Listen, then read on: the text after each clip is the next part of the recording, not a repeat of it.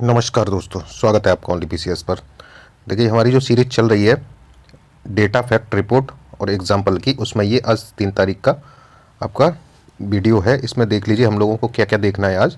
एक तो देखिए, ये आर्टिकल है सौर ऊर्जा से संबंधित, सौर ऊर्जा क्षेत्र में क्या क्रांतिकारी कदम क्या क्या उठाए हैं और क्या क्या इसमें डेटा है। मेंस के पेपर 3rd में ये काम आएगा आपके। अगला देखिए, बहुत इंपॉर्टेंट डेटा है, जान लीजिए, बहुत सहायता करेगा आपकी मेंस के लिए।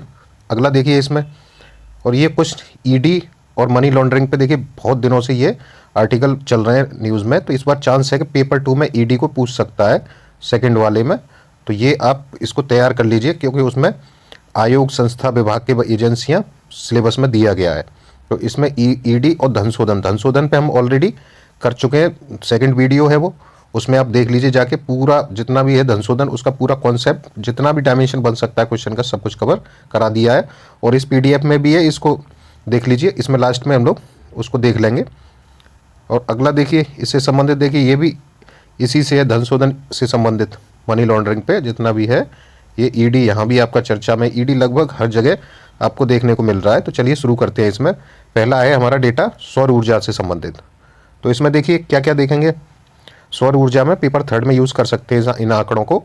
इस आंकड़े हैं और संभावनाएं क्या क्या हैं सौर ऊर्जा की, वो देखते हैं भारत में। तो देखिए, ये डेटा है national institute of solar energy के अनुसार कि देश में लगभग कितना 748 गीगावाट सौर ऊर्जा उत्पादन की क्षमता है। तो ये संभावनाएं हैं। दूसरा देखिए, ग्रामीण विकास मंत्रालय के अनुसार कुल बंजर भूमि लगभग देश में कितनी है, तो 5.57 लाख वर्ग किलोमीटर की बंजर भूमि है, जिसपे कि सौर संभावनाएं बहुत ज़्यादा बढ़ जाती हैं कि यहाँ पे सौर पैनल लगाए जाएं और उत्पादन बढ़ाया जा सकता है। अगला डेटा है इसमें council on energy environment and water के अनुसार बोला गया है कि 25 करोड़ घरों की छतों पर कितना 637 गीगावाट उत्पादन की क्षमता है। और अगला देखिए, और भारत के अधिकांश जो भागों में लगभग 200-250 से लेके 300 धूप दिन होते हैं, और हर दिन प्रति वर्ग किलोमीटर लगभग कितना 4 से 7 किलोवाट घंटे का सौर विकिरण प्राप्त होता है। तो ये इसलिए संभावनाएं ज़्यादा बढ़ जाती हैं। और भी डाल सकते हैं आप, जैसे ये अपना देश के बीच से कर्क रेखा गुजरती है, तो यहाँ पे आपका क्या उष्ण और उपोष्ण कटिबंधीय क्षेत्र में आता है। तो ये और भी जितनी है संभावना है वो आप डाल सकते हैं कि इसके हिसाब से 5-6 पॉइंट हो गया आपका इतना। तो ये डेटा नया था इसलिए डाला है आपको, और जो स्टैटिक पार्ट है वो आप बता सकते हैं और जोड़ के। वर्तमान स्थिति क्या है वो देख लीजिए। तो वर्तमान में देखिए, भारत की कुल सौर ऊर्जा क्षमता कितनी है, 70 गीगावाट की है। ये आर्टिकल के अनुसार 70 गीगावाट अभी क्षमता है, उत्पादन हो रहा है। और नवीन एवं नवीकरणीय ऊर्जा मंत्रालय द्वारा जारी एक रिपोर्ट जारी की जाती है, वैश्विक स्थिति रिपोर्ट 2023। इसमें बताया गया कि भारत का 5वां स्थान है। लक्ष्य क्या है इसका, तो देखिए 2030 तक लक्ष्य एक अलग से है, इसी से संबंधित। 2030 तक अपनी कुल स्थापित विद्युत क्षमता का 50%, कितना 50% गैर नवीकरणीय ईंधन से प्राप्त करना, ये भारत का लक्ष्य है। तो ये कुछ डेटा है जो कि आप इससे संबंधित डाल सकते थे। इसमें देखिए सरकारी प्रयास क्या क्या किए हैं वो देख लेते हैं।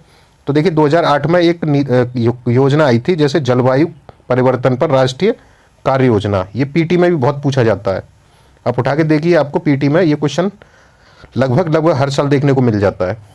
ठीक है, तो ये जान लीजिए। इस योजना, इसके तहत एक राष्ट्रीय सोलर मिशन चलाया गया था 11 जनवरी 2011 को।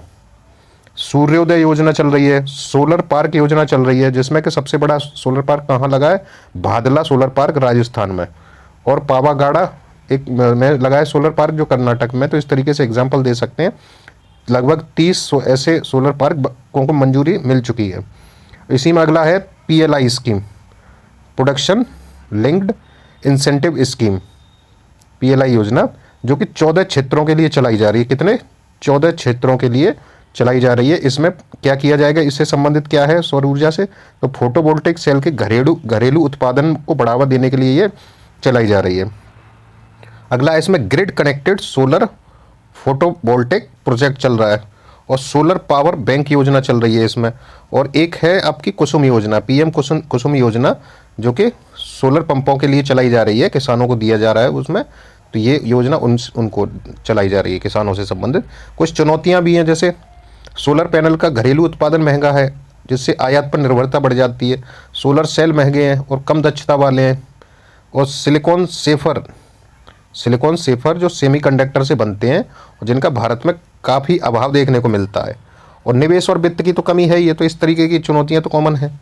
अगला देखिए, ठोस अपशिष्ट पे कुछ डेटा था आपका, समुद्री कचरे से संबंधित ये डेटा है ठोस अपशिष्ट पे, कि भारत में देखिए क्या स्थिति है। भारत लगभग 6.5 करोड़ टन ठोस अपशिष्ट पैदा करता है, जिसमें से 6.2 करोड़ टन नगरीय ठोस अपशिष्ट है, और जिसका 6.2 करोड़ का 75 से 80% ही नगर निकायों द्वारा संग्रहित होता है। शेष नदियों के द्वारा समुद्र में भेज दिया जाता है, यानी समुद्र में पहुंच जाता है, तो वो समुद्री प्रदूषण को बढ़ावा देता है, जैव विविधता को हानि होती है, और इस तरीके के कुछ परिणाम देखने को मिलते हैं। विश्व स्तर पे क्या है, तो देखिए वर्ल्ड वॉच इंस्टीट्यूट है, इसने बताया प्लास्टिक कचरे के बारे में कि ये महाद्वीपों के अनुसार बताया, यूरोप एवं अमेरिका में 100 किलोग्राम प्रति व्यक्ति प्रति वर्ष उत्पादन होता है, जबकि एशिया में ये 1/5 भाग ही, यानी 20 केजी ही प्रति व्यक्ति प्रति वर्ष के हिसाब से होता है उत्पादन प्लास्टिक कचरे का। और विश्व लेवल पे 1/3 का ही जो पुनर्चक्रण होता है, रिसाइकलिंग, वो 1/3 का ही होता है। तो ये डेटा था आपका इससे संबंधित। अब देखिए ईडी देख लेते हैं, प्रवर्तन निदेशालय, इसे इंग्लिश में बोलते हैं इन्फोर्समेंट डायरेक्टरेट, ईडी। सामान्य परिचय देख लीजिए, अनुशासनात्मक संगठन है, ये सरकारी संगठन है, मनी लॉन्ड्रिंग के अपराधों और विदेशी मुद्रा कानूनों के उल्लंघन की जांच करता है, प्रमुख वित्तीय जांच एजेंसी है, और भारत के संविधान और कानूनों के सख्त अनुपालन में ये कार्य करता है, और वित्त मंत्रालय के राजस्व विभाग के अधीन कार्य करता है। ये गठन कब हुआ था, तो 1 मई 1956 को एक अधिनियम था, फेरा अधिनियम, जिसको बोलते हैं विदेशी मुद्रा विनियमन अधिनियम 1947 के तहत, जैसे शॉर्ट में फेरा बोलते हैं। इसको समाप्त करके 1999 में फेमा अधिनियम लाया गया है, तो ये समाप्त हो चुका है, लेकिन इसी के तहत इसका गठन हुआ था। संरचना कैसी है, तो मुख्यालय नई दिल्ली में, इसका 5 क्षेत्रीय कार्यालय हैं, कहाँ पे, दिल्ली, मुंबई, चेन्नई, चंडीगढ़, कोलकाता।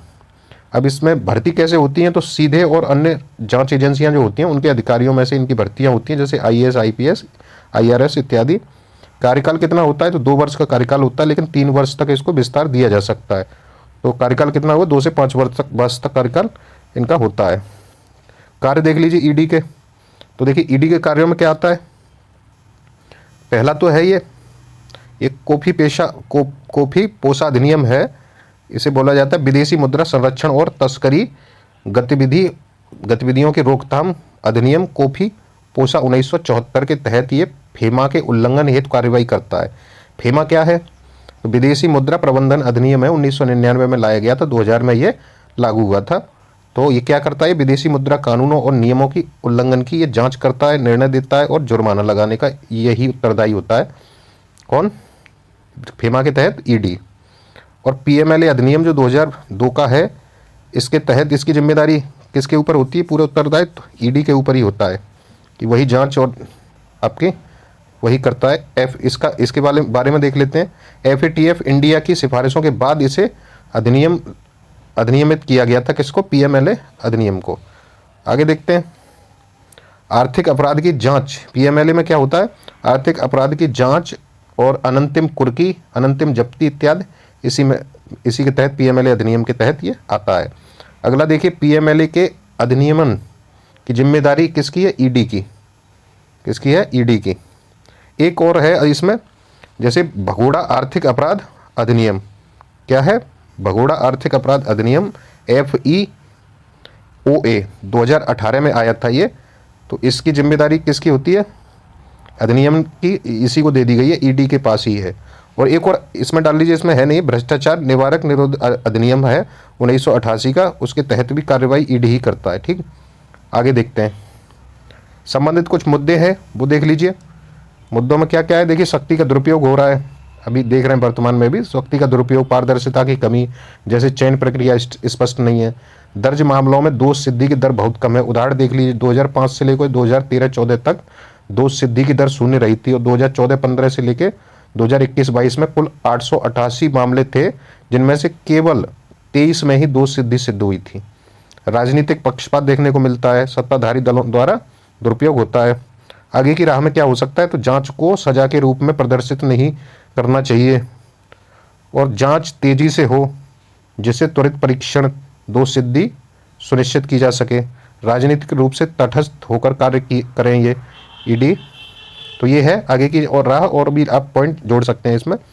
देखिए ये है आपका पीएमएलए और मनी लॉन्ड्रिंग पे ये पेपर थर्ड का उस दिन का दूसरे वीडियो में ही दिया है, इसमें भी आपको आप देख लीजिए। और ये इस पीडीएफ आप के लिए आप क्या करें, टेलीग्राम लिंक नीचे दिया उसको ज्वाइन कर लीजिए, जिस पे ये पीडीएफ मिल जाएगी आपको। ठीक है, तो ये आपका पूरा था, बता दिया गया है, तो आप उसको उठा के दूसरे वीडियो को देख सकते हैं। अब आगे चलते हैं, इसमें कुछ इस पे ये प्रश्न थे। पीएमएलए का हिस्ट्री देख लीजिए, ये थोड़ा सा नहीं उसमें बताया गया है। तो ये 2002 में आया था, 1 जुलाई 2005 को लागू हुआ था। स्टार्टिंग में 6 कानूनों को शामिल किया गया था, उन्हीं के तहत दर्ज केस किया जाता था और ईडी उन्हीं के लिए जांच के अधिकार मिले हुए थे। लेकिन 2012 के संशोधन के बाद अब ऐसे 28 कानूनों में ईडी पीएमएलए के तहत कार्रवाई कर सकती है। 2005 में लागू करने के बाद सभी बैंकिंग व वित्तीय संस्थानों हेतु संदिग्ध लेन देन की रिपोर्ट वित्तीय खुफिया इकाई FIU को भेजना अनिवार्य कर दिया गया था 2005 के बाद। क्यों किया गया था? बैंकिंग चैनल पर नजर रखने के लिए ये सब किया गया था। 2009 में ही देखिए पीएमएलए में संशोधन हुआ था और भ्रष्टाचार निरोधक कानून 1988 जैसे कई कानूनों के इसके दायरे में डाल दिया गया और ईडी को आरोपियों की जांच, जब्ती और गिरफ्तारी करने का अधिकार दे दिया गया था। ठीक है, और उद्भव देख लेते हैं इसका कैसे हुआ था पीएमएलए का। तो 1998 में क्या हुआ था, FATF की एशिया सब रीजनल समूह का भारत सदस्य बना था। तो उसके बाद तत्कालीन बीजेपी सरकार को पीएमएलए लाना पड़ा। इसमें बोला गया कि भैया पहले आप अपने यहाँ कोई मनी लॉन्ड्रिंग पे कानून लाइए, तब उसके बाद आपको इसमें FATF में सदस्यता मिलेगी। तो इसलिए पीएमएलए कानून लाना पड़ा भारत सरकार को। 2005 में फिर लागू हुआ और 2006 से क्या हुआ, FATF में भारत को पर्यवेक्षक का दर्जा दिया गया और अंत में जाके 25 जून 2010 को भारत FATF का 34वां सदस्य बना। कौन सा? 34वां सदस्य बना भारत। कब? 2010 में। तो याद रखिए FATF में भारत कब शामिल हुआ? 2010 में। तो ये हिस्ट्री था, पीएमएलए उसी से जुड़ा हुआ है।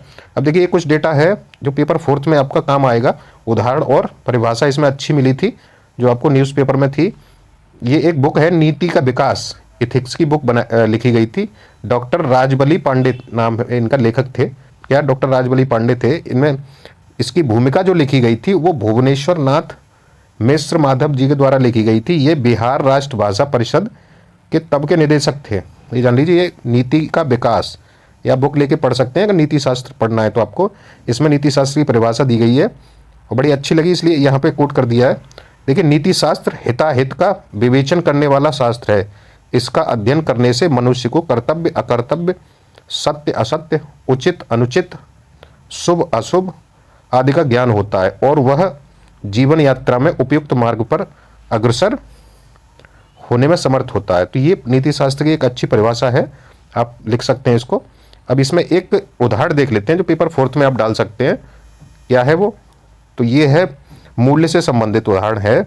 व्यक्तित्व के निर्माण में परिवार की भूमिका नाम का सीधा आपका यूनिट 1 में टॉपिक दिया हुआ है। ये पूछता है, इस बार भी 2023 में पूछा गया है। वो प्रश्न उठा के सीधा देख लीजिए।